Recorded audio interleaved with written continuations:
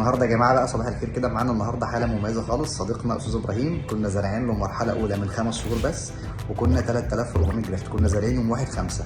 النهارده 1/10، يعني بقى لنا 5 شهور بالظبط. تعالوا نشوف كده الشكل قبل والشكل بعد، واحنا رايحين نجهز المرحله الثانيه. ده شكل الاستاذ ابراهيم هو قبل العمليه، زي ما انتم شايفين، صوره من الجنب وصوره من الجنب، صوره من فوق، الفراغ كبير خالص.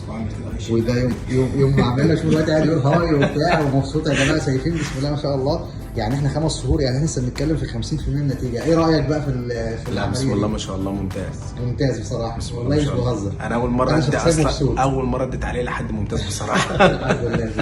ان شاء الله النهارده يا جماعه بقى هنكمل المرحله الثانيه، هنجيب الجزء الخلفي ده بحيث ان احنا نبقى غطينا كامل الرز زي ما انتم شايفين ما شاء الله. المنطقه الملح بتاعتنا ولا كاننا خدنا منها اي حاجه بسم الله ما شاء الله تعالى، يعني الحمد لله الحمد لله.